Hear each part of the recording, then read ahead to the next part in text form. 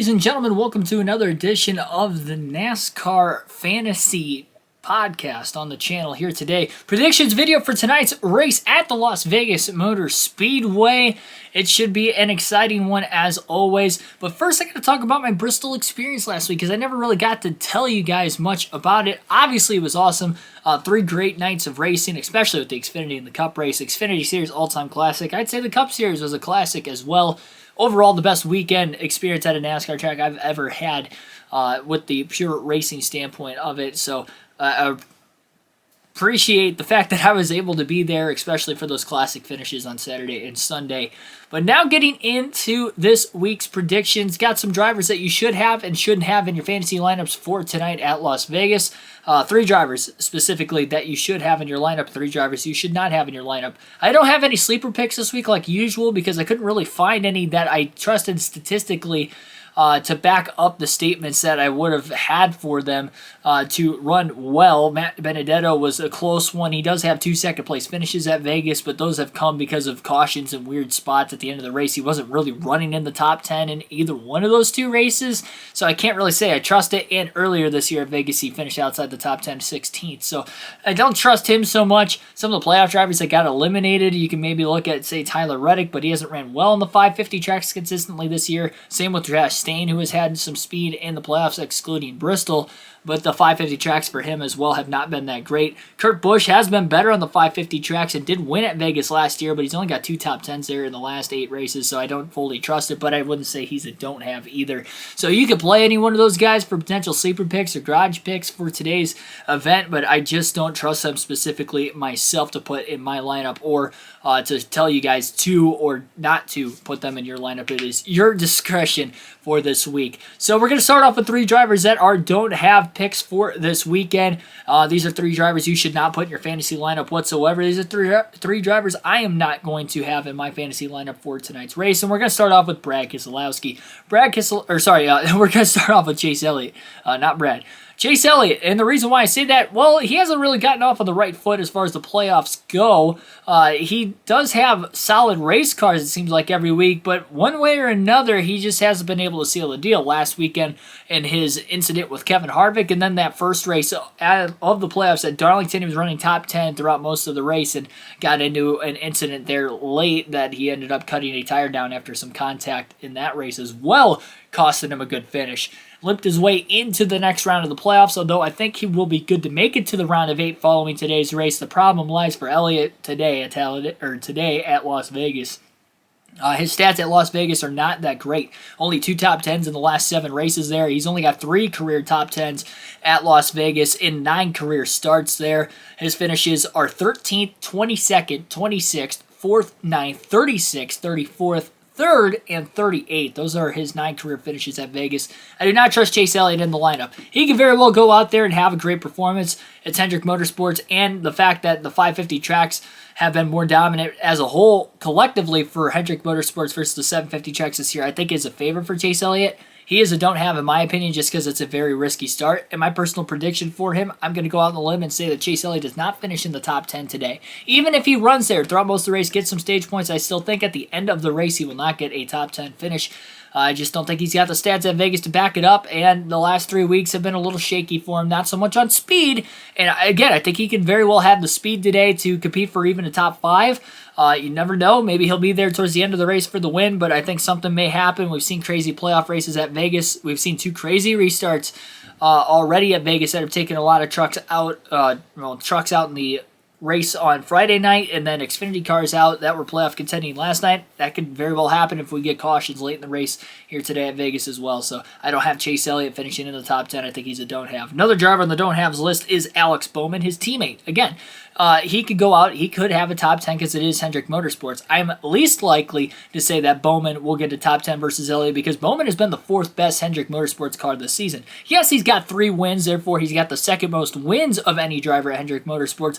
But but those wins have not been followed with consistency. This season alone, he's only got 2 top 10s in the last 7 races. That stretches back to the 2-week Olympic break we had at the end of July into early August, so not a great stretch of races there. In the last round of the playoffs, he only had 1 top 10 finish, just like Chase Elliott as well, but the speed was not there to back it up. Elliott had the speed in all 3 races, didn't get the finishes he probably deserved, where Alex Bowman just simply wasn't that great on speed in 2 of the 3 races. So I do not expect Bowman to finish in the top 10 today. On top of that, his stats at Vegas, not that great either. I know he came close to a win here in the spring in 2020, but outside of that, it has been pretty abysmal to say the least. 2 top 10s in the last 7 races at Vegas. 7 races is important because those are all of his races with Hendrick Motorsports at Las Vegas. If you want to narrow that stretch up in his last 5 races, which will be with this current 550 rules package on the intermediates, last 5 finishes at Vegas, he's only got 2 top 10s there as well. So a little shaky for Alex Bowman at this racetrack. I say Bowman and Elliott do not get top 10s for Hendrick Motorsports tonight. And the third and final driver I have on the don't haves list, as I had to look around my camera and see who it was, is Christopher Bell. Bell has overperformed as far as making it to the round of 12 for most people. I actually predicted him to go to the round of 12 because I felt like the 750 track suited his driving style and the performance that he had on the 750 track so far this season. The 550 tracks, on the other hand, are not that great for him. And even though he made it into this round, he barely skimmed his way in. The car has had speed, but similar to Chase Elliott, he hasn't really gotten the finishes. And even at the end of the regular season, Christopher Bell did not run very well. There's a reason why he didn't even finish in the top 10 in the regular season standings at the end of the regular season. Currently, for Christopher Bell, he's only got 2 top 10s in the last 9 races total this season, and on the 1 top 10 in the last 6 races, what I meant to say, currently this season. On the 550 tracks, though, we have had 9 races on 550 horsepower racetracks this season. He's only finished in the top 10 twice. That is not a very good stat line you want to have on your fantasy team going into a track. I think there's far better options that will be running better than these 3 drivers I stated. So Bell, Elliott, and Bowman are the 3 drivers I have on my don't-haves list today. The 3 drivers I have on my must-have list, these are 3 drivers you should absolutely start on your fantasy team tonight. I think they're, first and foremost, are all going to run inside the top 10 and finish there at least by the end of the race. We're going to start off with the most obvious one, Kyle Larson. Let's just get him out of the way right now. Kyle Larson has been far and away the best driver so far in NASCAR this season. I think that's pretty obvious. But as far as his stats at Las Vegas go, they're pretty solid as well. For Kyle Larson coming into tonight's race at Vegas, of course, he won at Las Vegas earlier this season in the spring, leading 101 laps en route to that victory. But as well, the 550 tracks this year, he has 3 wins. He's been very versatile. This is something that we did not really see out of Kevin Harvick last season when he had his dominant performance, and even Denny Hamlin when he rattled off 7 wins last year. It seemed like most of their wins were coming on 550 tracks, and I think Harvick only had 1 win on a 750 track, or 2 wins on a 750 track. Hamlin only had 1 win on a 750 track. Well, this year, Kyle Larson, he's got 4 wins on 750, but he's also got 3 wins on the 550 tracks, and that is including the All-Star race earlier this season. As far as his Las Vegas stats go, though, again, I got to kind of look around my camera. Sorry for that. I put the camera in a bad spot today. 4 top 3 finishes in the last 6 races at Las Vegas. That is insane. In the last 7 races at Las Vegas, he has 4 top 3 finishes. As far as the top 10s go, he's got 6 top 10s in that stretch of races. Mentioned he led over 100 laps earlier this year. Kind of something similar I stated with Chase Elliott and Bowman is that the Hendrick cars have had speed on the 550 tracks, and because Larson is the best driver of the Cup Series, I think it's very consistent that he will compete for a win today, and a win would guarantee him a spot in the round of 8. He won't have to worry about what will happen at Talladega or the Roval, those 2 wild card races in the round. I think he's got a very good chance to go out and win a race so far this year. And as far as his stretch of races recently, as far as the non-super speedway races, Kyle Larson, it has been over 2 months since he has finished outside the top 7, except for Daytona. On the standard racetracks, road course, short track, intermediates, it doesn't matter. Outside of Daytona, he has finished inside the top 7 in the last over 2 months. You have to go back to Atlanta, or I should say New Hampshire,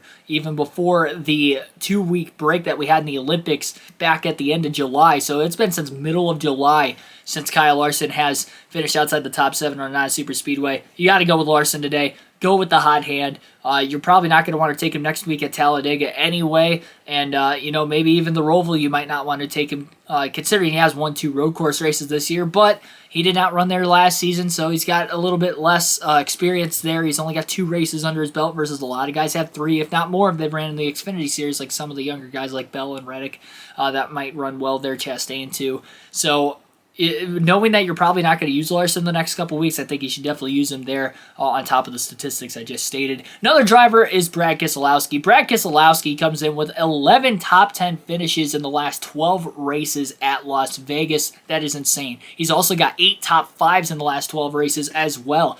He has 3 wins at Las Vegas in his career, all in recent years, 2014, 2016, and the fall race in 2018, which was the first year they ran 2 races there a season. So all those statistics, very good for Keselowski. The one concerning thing, he has not really had much speed this season, especially in the second half of the year. He was a driver on our power rankings list through the regular season that was flirting right around 10th, if not outside the top 10 for most of the second half of the regular season. And I'd say into the playoffs, it's been a bit underwhelming for him. Really, the only reason he made it into this round and why I expected him to make it into this round is because he knows how to at least take care of his race car.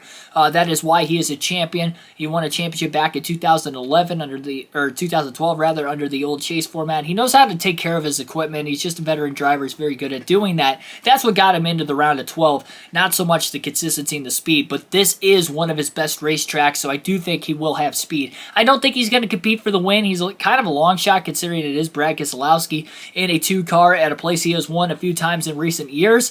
He's 14-1 odds. I just don't like him winning this race. I just don't think that team has shown enough consistency. Their only win this year is at Talladega, and it's on a super speedway. I think that's a good chance for him to make it into the round of 8 if he has a good run today and he performs well and stays out of trouble at Dega next week. Originally, my preseason predictions, I expected him to skim into this round, which he did, and I expected him to be eliminated in this round simply because of the Roval, but I do think tonight he will have a very good run. So Brad Keselowski should be in your lineup.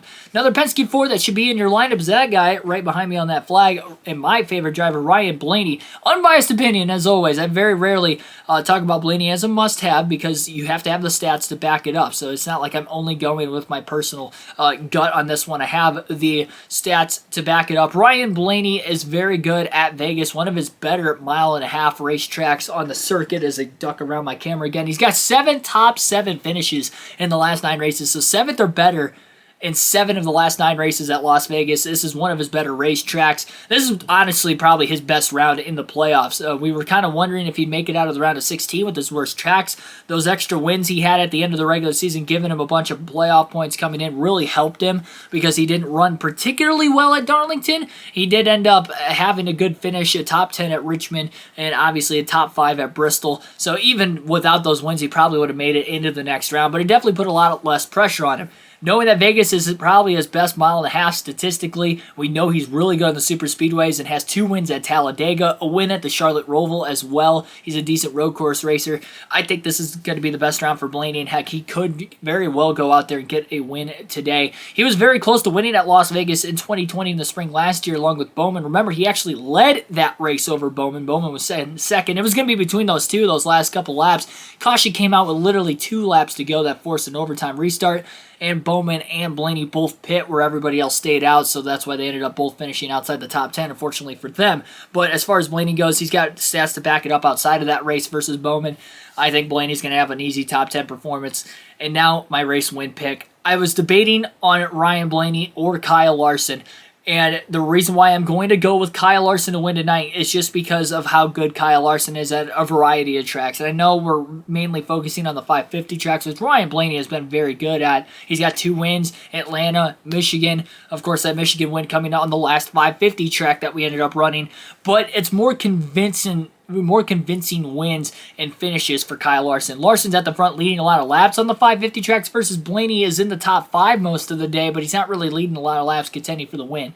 This is a race I think could turn into a lot of late race restarts. That's where Ryan Blaney thrives. He's very good on restarts, and he's very good in clutch situations, I'd say more so than Kyle Larson. But because Larson will likely lead a bunch of laps, I think he is a better start for your fantasy team. I think they're both great starts, but I think he's going to have the track position late in the race if we do get a couple cautions, and I trust the long run speed to be there for the 5, so if it does end on a long run, I don't see anybody being able to catch him there. I'm going to go with Kyle Larson to win tonight's race, but I think if a guy was going to finish in the top 3 right behind him, it'd probably be Blaney, but I think he is definitely a guaranteed start for your fantasy team as well. So Larson's my pick to win. Like, share, subscribe for more daily NASCAR content. Comment down below who do you think is going to win tonight at Las Vegas and maybe clinch their way into the round of 8 if it is a playoff driver. And I'll be back again for tomorrow's next live stream, Martinsville NASCAR Heat 5 regular season finale. You don't want to miss a thing there. Don't want to miss tonight's race at 7 p.m. Eastern Standard Time as well for the NASCAR Cup Series. Hopefully you guys enjoy the race, and I will see you guys